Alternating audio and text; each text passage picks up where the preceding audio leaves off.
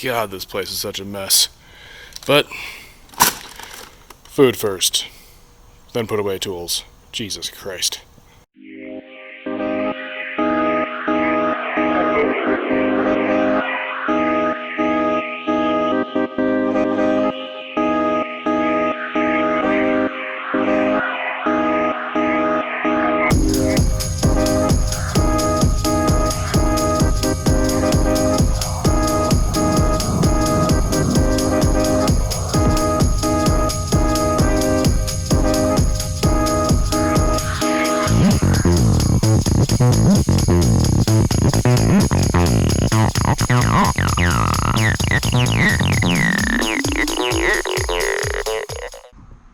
Alright, welcome to the actual beginning of the video finally.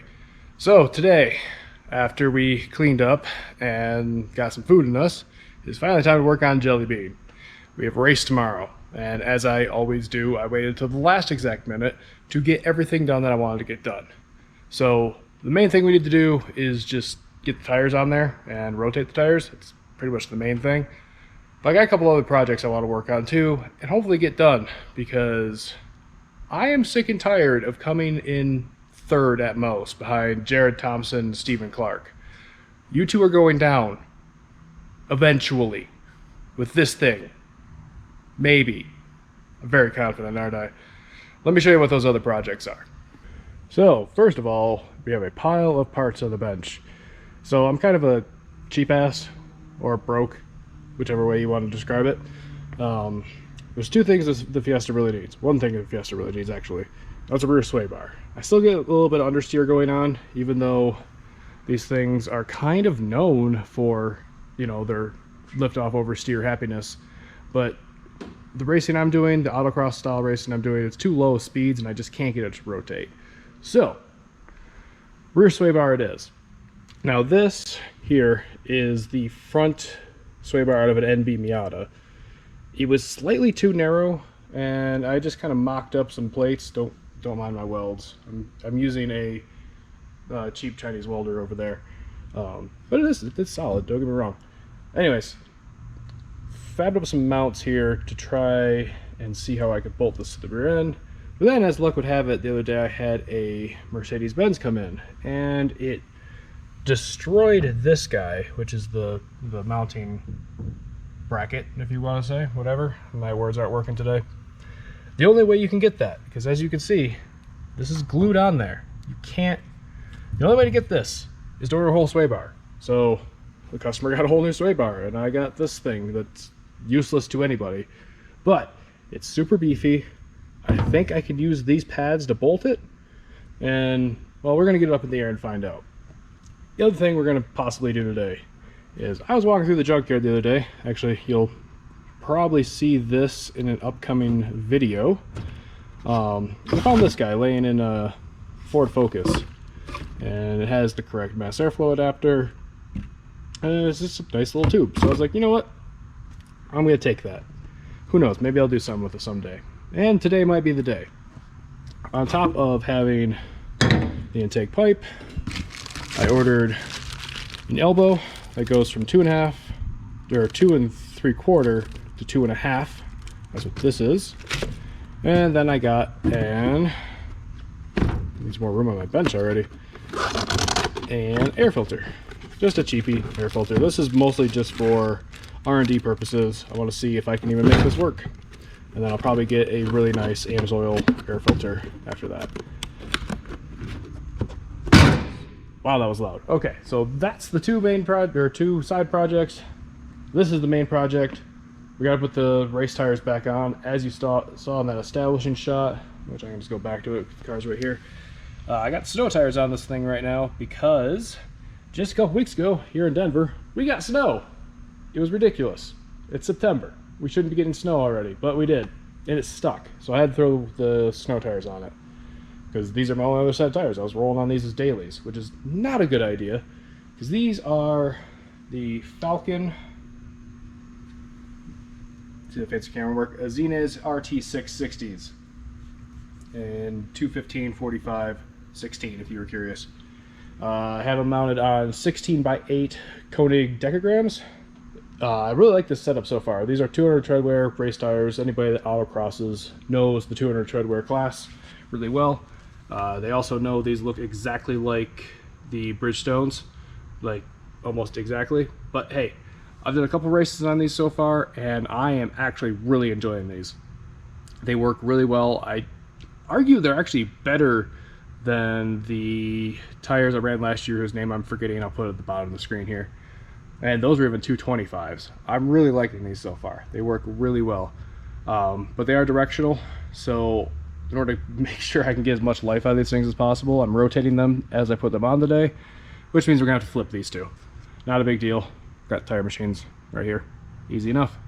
So I am gonna get to work on, you know what? No, first thing we're gonna do is get this thing in the air.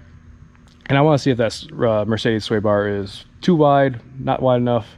I just want to see what goes on with that. I'm curious. This is work. This is fun. All right, so we got the car in the air, and I was checking her out underneath the air. Zoom. And the Mercedes sway bar was way too wide. So what we're gonna have to do is not use that for the main sway bar. But I had an idea. Pierce Motorsports sells a torsion bar kit that goes in this channel here for the rear twist beam axle. And actually a lot of twist beam axles have like a torsion beam bar running through here, but this one does not. So it uses these holes, that guy and that guy, and mounts up a torsion bar of its own. Now, I've heard conflicting reports about whether that is really effective compared to a regular sway bar, but I figure I'm pretty sure this is hollow, so we should be able to fabricate our own little torsion bar that way. And if it doesn't end up giving us enough rear torsional stiffness, we can go back to our original idea of using the Miata sway bar. I figure it's worth a shot. I'm going to try or start cutting this thing up. And first of all, see if it's even hollow.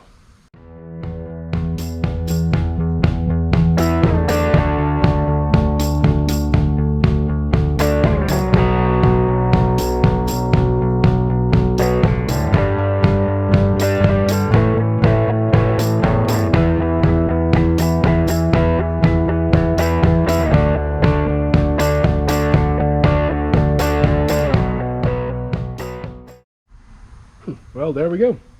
Got it all chopped up. We got our two end pieces and our main piece. So I was looking at it, and this is pretty small. I'm thinking maybe I should use the outer bolt holes, but I actually can't do that. So anyway, this is what we got to work with. So this is what we're gonna do. So this might not really do a whole lot, honestly, but be a fun little fabrication project if nothing else. So I'm gonna find some bolts in my yellow bolt bin over there, way the fuck over there, and yeah, get these mounted up, and then I will know exactly how much to take off this to get that. You know, we're gonna have to probably concave that so that way it'll butt up in there better, so we can weld it better. But yeah, this is to give you an idea. That's pretty much what we're going for right there. I'm going to bolt it in, and hopefully that'll provide some torsional stiffness. Hopefully, in theory. We're about to find out. Hey, it's me from about 2 hours in the future. You can tell time has passed because I'm way dirtier. So, yes, I see it too.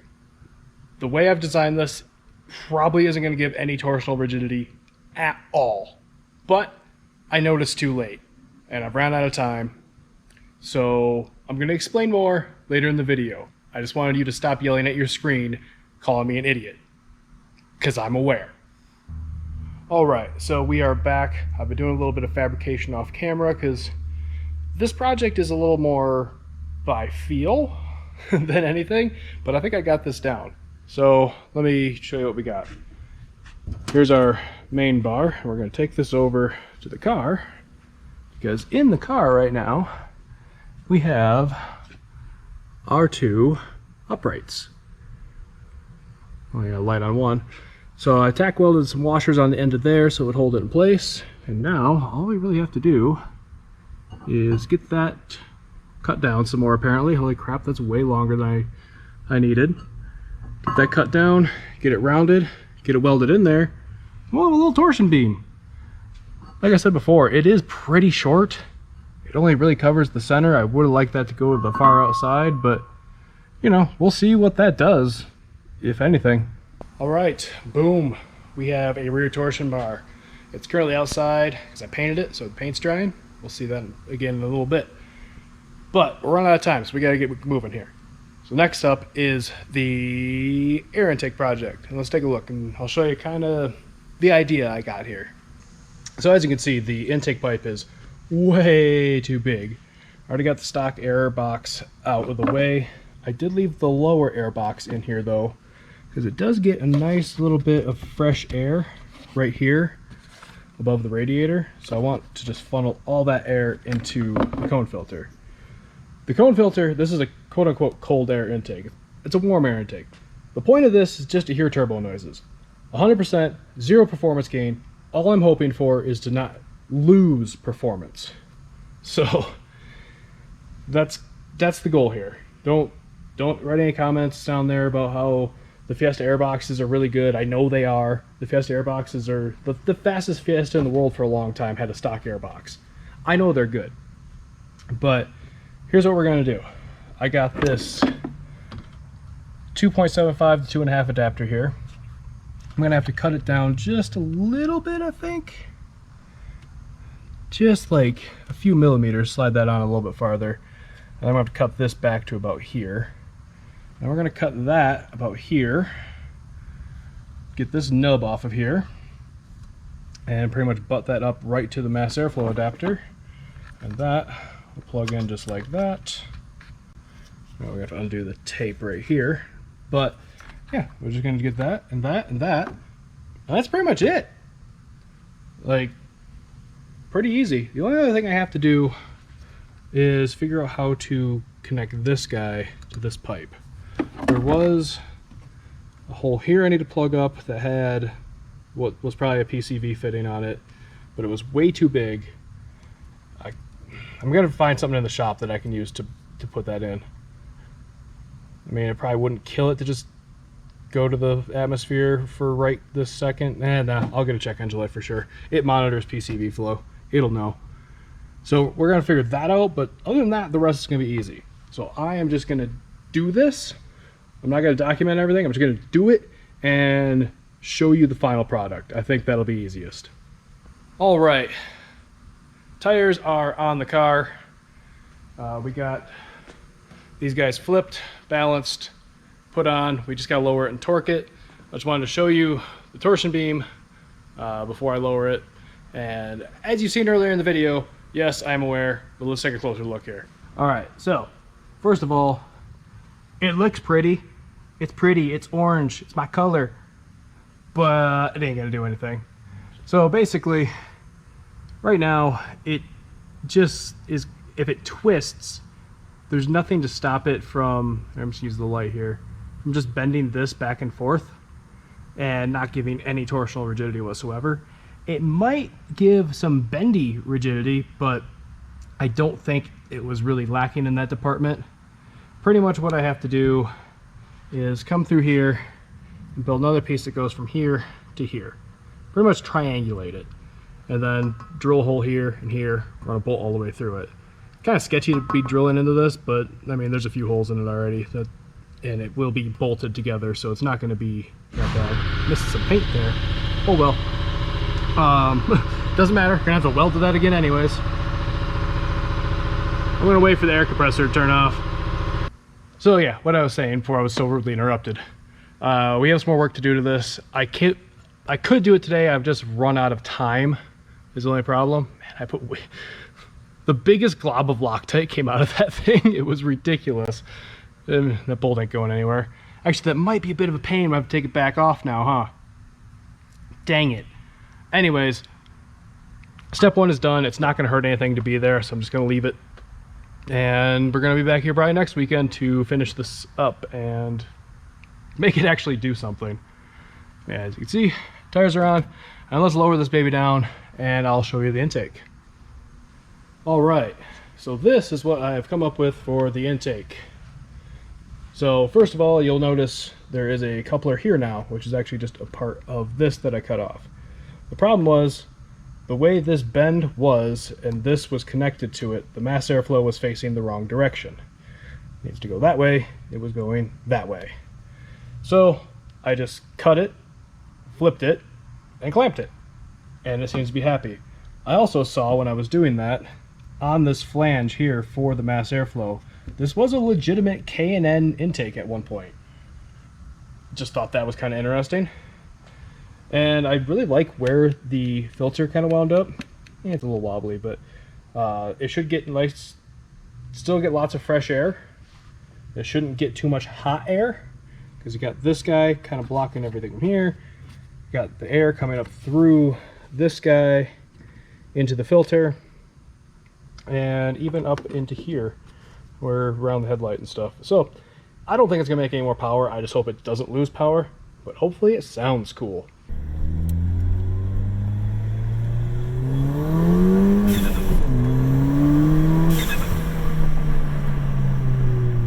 Oh yeah.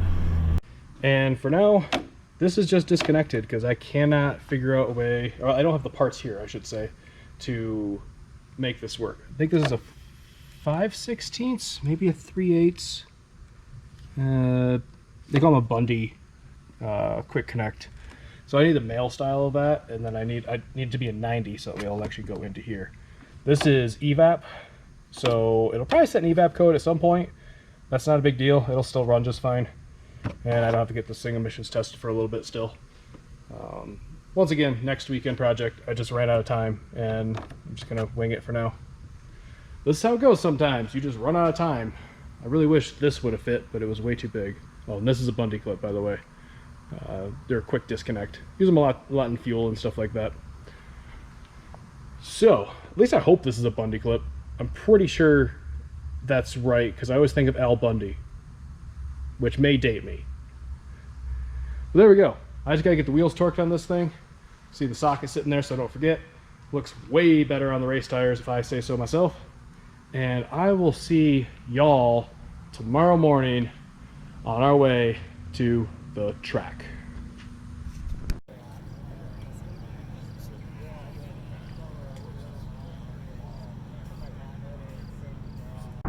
All right, here we are at the track. We made it kind of last minute because that's how I roll. Yeah, go-karts coming around, golf carts rather. Heading to the starting line right now. We're gonna do a track walk. I used the GoPro for a track walk this morning and try to like play that back, because this racing, I guess I didn't really tell you guys what we're doing. This is the Pikes Peak International Raceway's Track Attack series, and in this series it is point-to-point racing, much like autocross, but it uses the infield track in different configurations. So far I don't think we've done the same configuration twice. Maybe we have, but it's such a big gap in between them that I never even noticed. So they're starting the dang track way away from the pits right now, so I gotta take quite a hike, and only got a few minutes here to do a track walk. Unfortunately, I wanted to do multiple. Do the track walk, get the car prepped, and by prepped I mean get some numbers on it, and go racing. So I will probably see you guys again back in the car.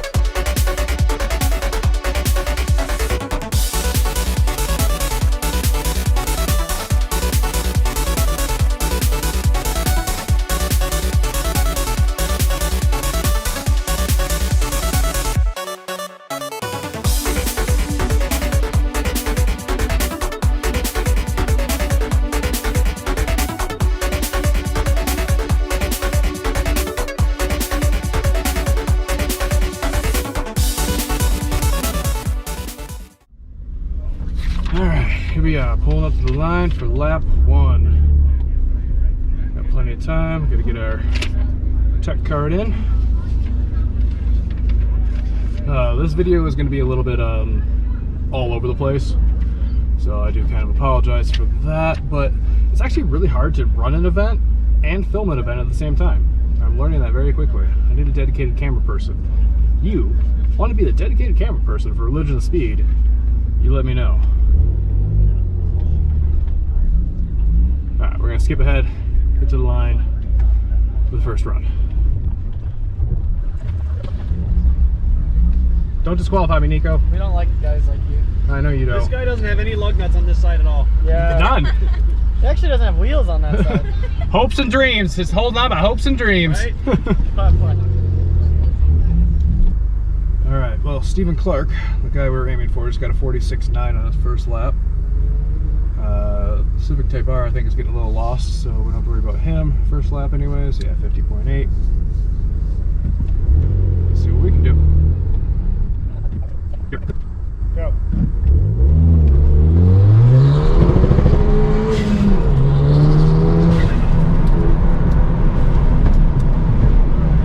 Wide for this gate here.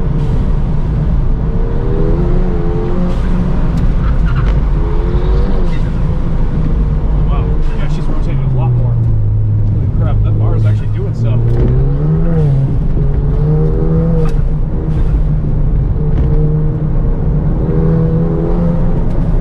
Fast today. She feels really fast.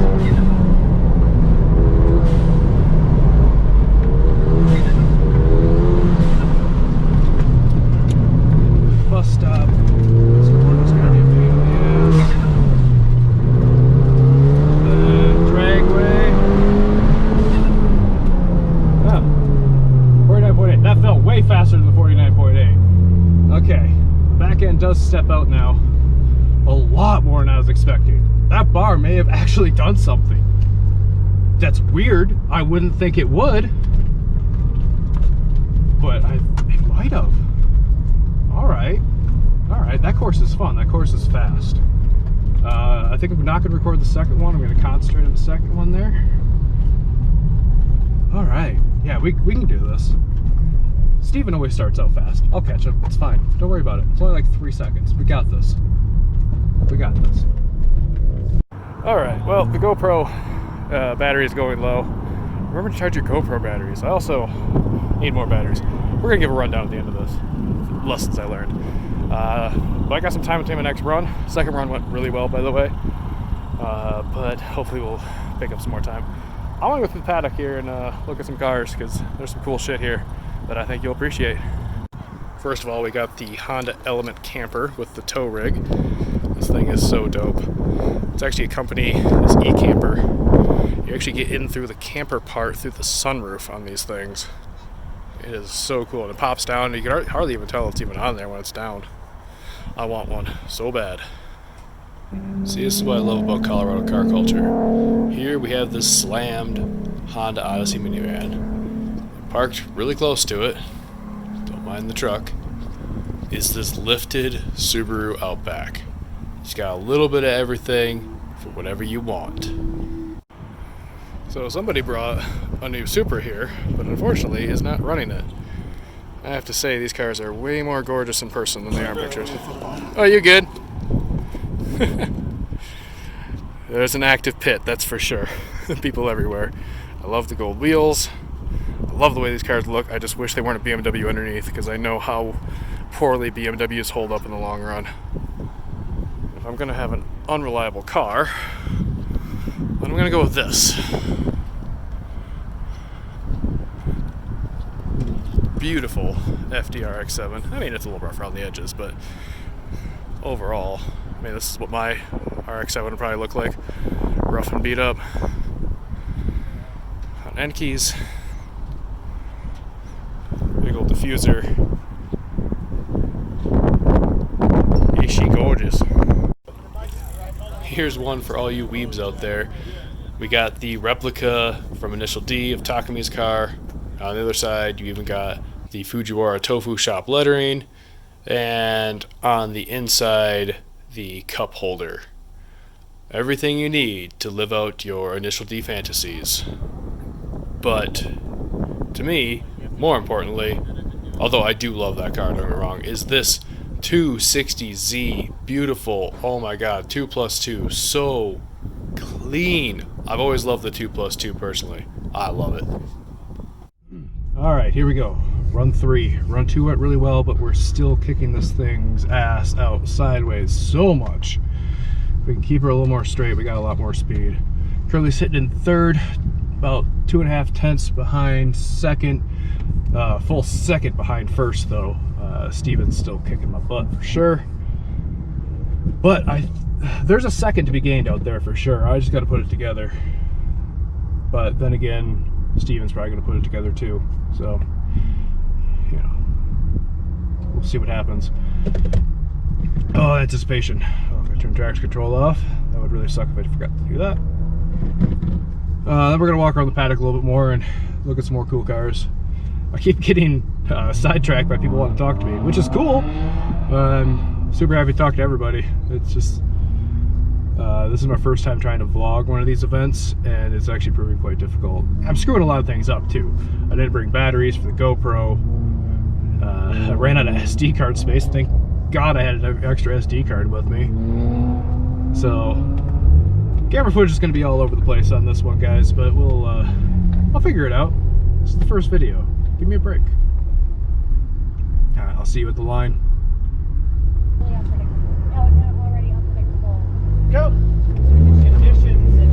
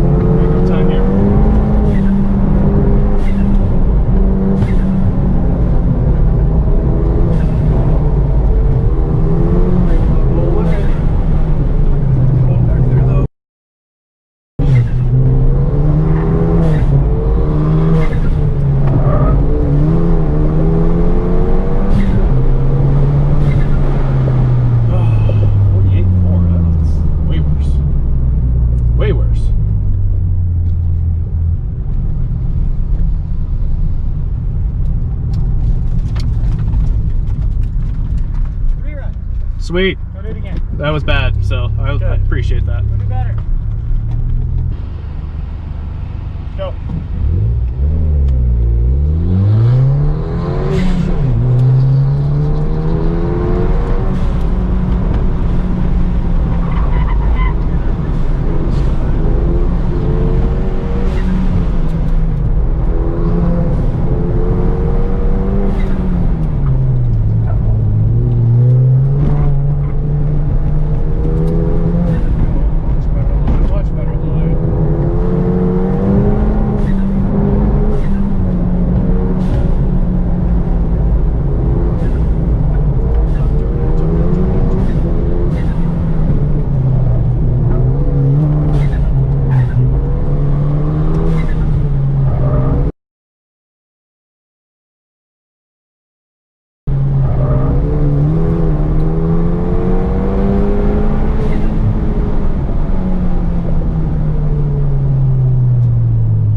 Alright, got a couple minutes before I have to get back on track, so I want to show you guys a couple more cars here in the paddock, including this amazing Mad Max-ish home-built BMW.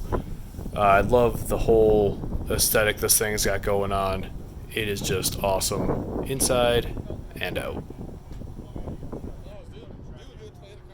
And here we got Sun Chen's beautiful, clean EF Civic hatch.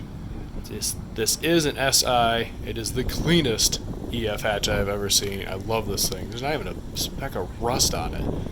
And he drives the wheels off this thing. He's currently in the lead in SS class. And son, sell me this car. This Miata, it hasn't run yet. These are in the afternoon session, but I absolutely love this Miata. It is made by AP Fab Works. and they've done all the aero bits on this. It's just gorgeous. I love this thing. It's so aggressive, clearly set up for autocross. And if your definition of supercar is having a ton of vents, well, this Miata is a supercar. Go.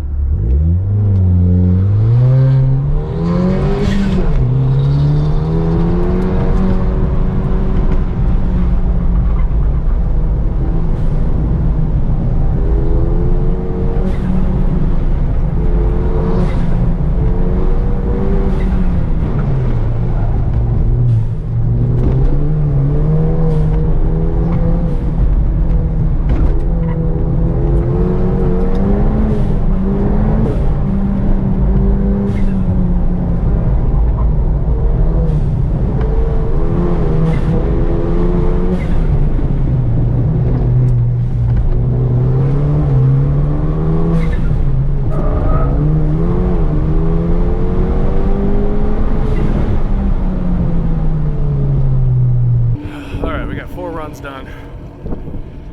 Started sitting at 47.4, which is much better than my first time. Improved pretty much every time out, but unfortunately, so is everybody else, including Dominic, who jumped a lot. So unfortunately, I'm down to fourth right now. I got 4/10 to get to Jared. There's 4/10 out there somewhere. I know there is, but I don't know if I can find it. We got one run left. See if we can put it all together. All right, here we go. Heading to the line right now. Oh, got some cars behind me. Pick up pace. This is it. This is for all the beans. I'm not sure why we're racing for beans. I mean, it's like that. Actually, I would take beans. Even if you win this, you get nothing. But yeah, I got to get a half a second off my lap. That's gonna be hard to do. I think I know where I can do it. Chicago boxes screw me over a lot, so if we can do that right, we got it. So see you on the GoPro. Go.